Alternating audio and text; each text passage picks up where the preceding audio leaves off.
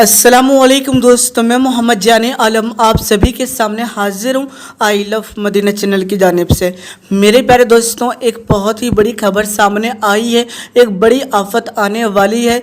यानी मेरे प्यारे दोस्तों, अभी ये कोरोना वायरस ख़त्म नहीं हुआ है, ना ही इसकी कोई अभी तक दवाई बनी है, ना ही कोई वैक्सीन बना है। लेकिन मेरे प्यारे दोस्तों, जब इसी बीच एक और बड़ी आफत आ जाए तो यकीनन एक परेशानी का सबब है। लेकिन मेरे प्यारे दोस्तों, कोरोना वायरस और इस आफत में एक बात सेम है। कोरोना वायरस से भी गरीब मजदूरों को ही नुकसान हुआ सबसे ज़्यादा, और जो ये आफत आ रही है इससे भी यकीनन गरीब मजदूरों को ही परेशानी आने वाली है। ऐसी कौन सी आफत है जिससे यकीनन किसान बहुत ज़्यादा परेशान हो रहे हैं, गरीब मजदूर बहुत ज़्यादा परेशान हो रहे हैं? तो आप लोग इस खबर को जानने के लिए इस वीडियो को आखिर तक देखिएगा। बहुत ज़रूरी बात बताने वाला हूँ मैं आप सभी को। मेरे प्यारे दोस्तों, बताया ये जा रहा है कि ये जो आफत है ये पाकिस्तान से होते हुए इंडिया आई है। यानी मेरे प्यारे दोस्तों, ये जो आफत है इसका नाम टिड्डा दल है। मेरे प्यारे दोस्तों, इसमें होता यह है कि लाखों करोड़ों की तादाद में टिड्डे जो होते हैं वह किसी खेत के ऊपर जाकर बैठ जाते हैं और मिनटों में उस फसल को ख़त्म कर देते हैं। अगर ये किसी हरे भरे पेड़ के ऊपर बैठ गए तो मेरे प्यारे दोस्तों, मिनटों के अंदर ही वो जो पेड़ होता है वो सूख जाता है। यानी सारी हरी पत्तियां जो होती हैं वो ख़त्म हो जाती है। और इतनी ज़्यादा तादाद के साथ ये टिड्डे आते हैं कि जिसको देखकर यकीनन बड़ी हैरानी होती है। मैं आप सभी को बता दूँ, बताया ये जा रहा है कि इनका अगर छोटा झुंड हुआ तो भी मेरे प्यारे दोस्तों, अगर ये 1 किलोमीटर तक फैला होगा तो मैं आपको बता दूँ कम से कम 60 से 70 लाख टिड्डे उसके अंदर शामिल होंगे। और मेरे प्यारे दोस्तों, बताया ये जा रहा है कि पाकिस्तान से होते हुए इंडिया पहुंचा और इंडिया के अंदर ये सबसे पहले राजस्थान पहुंचा। और मेरे प्यारे दोस्तों, उसके बाद लगातार ये फसलों को ख़राब करते हुए, फसलों को खाते हुए आगे बढ़ते जा रहे हैं। तो मेरे प्यारे दोस्तों, बताया ये भी जा रहा है कि हो सकता है आने वाले वक्त में ये दिल्ली भी पहुंच जाए। फिलहाल तो ये बातें बताई जा रही हैं, लेकिन मैं आप सभी को बता देना चाहता हूँ कि इनकी जो स्पीड है, यानी मेरे प्यारे दोस्तों 15 से 16 किलोमीटर प्रति घंटा की इनकी स्पीड है। और जिधर की हवा होती है ये उस सिमत में मुड़ जाते हैं। अगर हवा की सिमत अगर दिल्ली की तरफ हुआ तो मेरे प्यारे दोस्तों ये सारे के सारे दिल्ली की तरफ आ जाएंगे। आपको बता दूं, इससे किसानों को बहुत ज़्यादा नुकसान हो रहा है। अब तक ये 4 से 5 राज्यों तक पहुंच चुके हैं। और मेरे प्यारे दोस्तों, इनका जो खाना है, यानी जो इनका छोटा झुंड है, जब वो खाना खाता है तो कम से कम एक दिन के अंदर जो खाना खाता है वो 2500 आदमी जो खाना खाते हैं उसके बराबर खाते हैं। तो मेरे प्यारे दोस्तों, यकीनन ये बहुत बड़ी बात है और ये बहुत बड़ी आफत है किसानों के लिए, गरीब मजदूरों के लिए। आंधी तूफान, गर्मी और बारिश ना होने की वजह से यकीनन किसान वैसे ही बहुत ज़्यादा परेशान थे। इसी बीच फिर ये कोरोना वायरस आ गया और मेरे प्यारे दोस्तों उसके बाद लॉकडाउन लगा, जिसकी वजह से यकीनन और ज़्यादा मुहाल हो गया। किसानों की परेशानी बहुत ज़्यादा बढ़ गई। और मेरे प्यारे दोस्तों, लाख कोशिशों के बाद जब ये फसल उगा ली जाती है तो आप सोचिए कि जो टिड्डे ये आकर पूरे फसल को तबाह कर देते हैं। जिस फल के ऊपर आके बैठ जाते हैं वहाँ सफाया हो जाता है। मेरे प्यारे दोस्तों, ये एक जादू की तरह है। यानी एक जादू की चादर आती है और वो किसी सामान के ऊपर भी बैठती है तो मेरे प्यारे दोस्तों वो गायब हो जाता है। तो ये बहुत बड़ी परेशानी है गरीब मजदूरों के लिए। यहाँ तक कि मेरे प्यारे दोस्तों, बताया ये जा रहा है कि अगर इसको भगाना होता है तो ज़्यादा शोर मचाना पड़ता है, ज़्यादा तेज़ आवाज़ निकलनी पड़ती है। यहाँ तक कि लोग डीजे बजा रहे हैं इसको भगाने के लिए। किसानों को बहुत ज़्यादा नुकसान हो रहा है इससे। लेकिन मेरे प्यारे दोस्तों, अच्छी बात इसमें यह है कि ये कोरोना वायरस की तरह फैलता नहीं है। यानी मेरे प्यारे दोस्तों, कोरोना वायरस ये बहुत बड़ी आफत है। इसने यकीनन जीना मुहाल कर दिया है और जिसने यकीनन कई जिंदगियां ले ली। आप सभी जानते हैं कि दुनिया के अंदर इतिहास में, हिस्ट्री में पहली मर्तबा ऐसा देखने को मिला कि पूरी दुनिया यकीनन थम सी गई। पूरी दुनिया के अंदर एक साथ लॉकडाउन लगा। यकीनन मेरे प्यारे दोस्तों, ऐसा कभी देखने को नहीं मिला था। हर कोई घर के अंदर बंद सा होकर रह गया, जिंदगी थम सी गई। और मेरे प्यारे दोस्तों, अफसोस की बात तो ये है कि लगातार संख्या बढ़ती ही जा रही है। यानी मेरे प्यारे दोस्तों, इंडिया के अंदर लॉकडाउन 4 हो चुका है। बावजूद इसके मेरे प्यारे दोस्तों, संख्या मरीजों की रुकी नहीं है, तादाद बढ़ती ही जा रही है। और उम्मीद जताई जा रही है कि लॉकडाउन 4 के बाद तादाद और तेजी के साथ बढ़ने वाली है। क्योंकि मेरे प्यारे दोस्तों, जब लॉकडाउन लगाया गया था तो सभी लोग अपने घरों के अंदर थे, वो घरों से बाहर नहीं जा रहे थे। लेकिन जिस तरीके से सहूलतें बढ़ाई जा रही हैं, आवाजाही को शुरू किया जा रहा है, इससे यकीनन यही साबित हो रहा है कि आने वाले वक्त में बहुत ज़्यादा परेशानी बढ़ सकती है। दोस्तों पिछले 8 दिनों में 50,000 केस सामने आए हैं और बताया ये जा रहा है कि आने वाले वक्त में तादाद जो है वो दुगनी तेजी के साथ बढ़ने वाला है। तो यकीनन मेरे प्यारे दोस्तों ये बहुत बड़ी आफत आने वाली है। अल्लाह से दुआ करें कि ये आफत जल्द से जल्द खत्म हो जाए, क्योंकि मेरे प्यारे दोस्तों जिस तरीके से लगातार संख्या बढ़ती ही जा रही है तो हो सकता है कि आने वाले वक्त में लॉकडाउन को और बढ़ा दिया जाए। मेरे प्यारे दोस्तों कोरोना वायरस के हवाले से डॉक्टरों का ये कहना है कि इसकी दवाई अभी तक नहीं बनी है और हो सकता है आने वाले 2 साल तक इसकी दवाई ना बन पाए, इसकी वैक्सीन ना बन पाए। तो यकीनन मेरे प्यारे दोस्तों ये बहुत बुरी खबर सामने आई है और मेरे प्यारे दोस्तों कुछ बड़े साइंटिस्टों का ये कहना है कि ये जो कोरोना वायरस है इसको हम जड़ से कभी खत्म नहीं कर पाएंगे। इसको अब हमें अपनाना ही पड़ेगा। जिस तरीके से हम लोगों ने वायरल फीवर को अपनाया, सर्दी जुकाम को अपनाया, ये ऐसी बीमारियां हैं जो यकीनन हर साल होती है।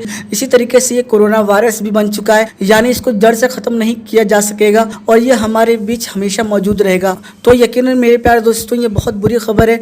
अल्लाह करे इसकी दवाई मिल जाए ताकि जो परेशानी है जल्द से जल्द खत्म हो सके, क्योंकि जिसको भी ये बीमारी होती है उसकी हालत बहुत ज्यादा खराब हो जाती है, उसको सांस लेने में बहुत ज्यादा तकलीफ होती है। तो यकीनन ये बीमारी बाकी बीमारियों से बहुत अलग भी है और बहुत ज्यादा नुकसानदेह भी है। लेकिन मेरे प्यारे दोस्तों इस कोरोना वायरस के हवाले से और ये जो टिड्डा दल है इसके हवाले से मुसलमानों का जो कहना है उसको सुनकर यकीनन मुझे बड़ा अफसोस आता है कि मुसलमानों की जहनियत कहाँ तक पहुँच चुकी है, उनके सोचने समझने की ताकत कितनी कमजोर हो गई है, उनका ईमान कितना कमजोर हो गया है। मेरे प्यारे दोस्तों मुसलमान इन दोनों आफतों के हवाले से क्या सोचते हैं उसको बताने से पहले मैं आप सभी को बता देना चाहता हूँ कि हर मर्द औरत के ऊपर इल्म हासिल करना फर्ज है, इसलिए इल्म हासिल करो। अगर आपके पास इल्म होगा तो यकीनन आपकी सोचने समझने की सलाहियत बढ़ जाएगी और सही गलत में यकीनन आपको फर्क महसूस हो जाएगा। मैं आप सभी को बता दूं मुसलमानों का ये कहना है कि ये जो बीमारी है, ये जो आफत आई है कोरोना वायरस, ये इस वजह से आई है क्योंकि हिंदुस्तान के अंदर मुसलमानों को परेशान किया गया। एनआरसी लेकर आ रही थी ये हुकूमत, इस वजह से ये बीमारी आ गई है।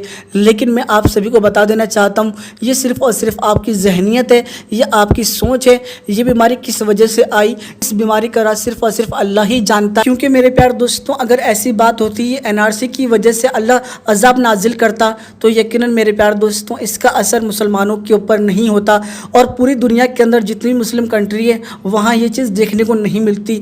यहाँ तक कि सऊदी अरब के अंदर भी ये बीमारी फैली। तो मेरे प्यारे दोस्तों आप खुद मुझे ये बात बताएं कि ये जो एनआरसी है वहाँ तो नहीं आ रही थी और भी बहुत से ऐसे मुस्लिम कंट्री हैं जहाँ पर ये बीमारी फैली, वहाँ तो इस तरह का कोई भी मामला नहीं था, लेकिन वहाँ ये बीमारी क्यों फैली तो मैं आपको बता देना चाहता हूँ ये सिर्फ और सिर्फ हमारे अमल की वजह से हम लोगों ने अल्लाह को नाराज़ कर दिया, इस वजह से आज हम लोग परेशानी में घिरे हुए। वरना मेरे प्यारे दोस्तों अगर ये अजाब एनआरसी के लिए आता तो ये किसी मुसलमान को नहीं होता, लेकिन ऐसा कुछ भी नहीं है।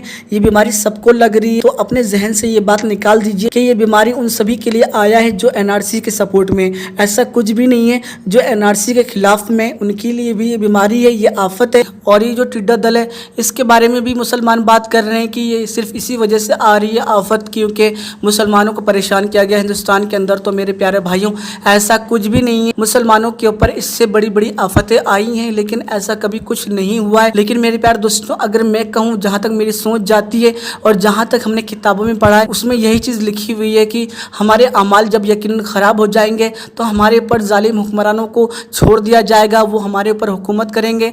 और ये भी बताया गया है कि अगर हमारे अमाल ख़राब हो गए, हम अल्लाह से दूर हो गए तो हम यकीनन आफत में घिर जाएंगे। और मेरे प्यारे दोस्तों यही वजह है कि आज हम लोग आफतों में घिरे हुए हैं, बीमारियों में घिरे हुए हैं। मेरे प्यारे दोस्तों मैं आप सभी को बता दूं ये जो आफत आ रही है, ये जो परेशानी आ रही है, ये सिर्फ और सिर्फ मुसलमानों के अमाल की वजह से। मुसलमानों ने अल्लाह को नाराज़ कर दिया है, मुसलमान ऐसे काम करने लगा है जिन कामों में अल्लाह की नाराज़गी होती है। इस वजह से ये आफतें आ रही हैं, हमारी वजह से ये आफतें आ रही हैं, ये गैर मुस्लिमों की वजह से नहीं आ रही है। अपने आप को ज़्यादा होशियार मत समझिए और अपने आप को ज़्यादा तंदुरुस्त और ताकतवर मत समझिए, क्योंकि मेरे प्यारे दोस्तों जब आपको ये बीमारी लग जाएगी ना तो कोई हाल पूछने भी नहीं आएगा। ये एक ऐसी बीमारी है, इसलिए इस बीमारी से बच के हमें रहना है, अल्लाह से दुआ करते रहना है कि ये वबा, ये परेशानी ख़त्म हो जाए। और जो ये बात सोचते हैं कि हम गुनाह करते रहेंगे, अल्लाह को नाराज़ करते रहेंगे, उसके बावजूद ये बीमारी, ये वबा ख़त्म हो जाएगी, तो ऐसा कुछ नहीं होने वाला है।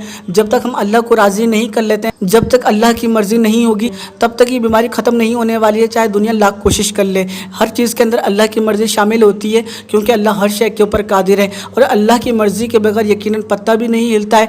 इसमें भी कोई ना कोई अल्लाह की हिकमत है। और मेरे प्यारे दोस्तों चाहे कुछ हो ना हो, लेकिन इस बीमारी की वजह से, लॉकडाउन लगने की वजह से यकीनन एक बड़ी चीज़ सामने आई है, यानी जो मुसलमान मस्जिदों में जाकर नमाज अदा नहीं कर रहे थे वो सभी अपने घरों के अंदर भी नमाज अदा कर रहे हैं। और ये बहुत बड़ी बात है कि जब उनको वक्त मिलता है तो वो कुरान शरीफ की तिलावतें करते हैं, अल्लाह को याद करते हैं, नमाजें पढ़ते हैं। तो यकीनन मेरे प्यारे दोस्तों हर चीज़ के अंदर अल्लाह की हिकमत छुपी है और हो सकता है अल्लाह के बंदे अल्लाह से दूर हो गए तो हराम काम करने लगे, इसी वजह से अल्लाह ने ये बीमारी पैदा कर दी ताकि जो मेरे बंदे हैं वो मेरे करीब आ सके। तो मेरे प्यारे दोस्तों इस वीडियो के अंदर अगर आपको हमारी कोई भी बात पसंद आई है तो आप हमें कमेंट करके बता सकते हैं। वीडियो पसंद आई है तो वीडियो को लाइक कर दीजिए, इस वीडियो को जितना ज़्यादा हो सके उतना ज़्यादा शेयर कर दीजिएगा। फेसबुक, व्हाट्सएप, भाई बहन, रिश्तेदार, पड़ोसी जहाँ तो हो सके वहाँ तक शेयर कर दीजिए। मेरे प्यारे दोस्तों जाने से पहले वही हर बार की तरह अगर अब तक आपने हमारे चैनल आई लव मदीना को सब्सक्राइब नहीं किया, चैनल को सब्सक्राइब कर लीजिए, साथ ही साथ नोटिफिकेशन बेल दबा लीजिए ताकि आपको हर नई वीडियो की नोटिफिकेशन मिल सके। चलिए दोस्तों मैं फिर मिलूंगा एक अच्छी और प्यारी वीडियो के साथ, जब तक के लिए अल्लाह हाफिज़।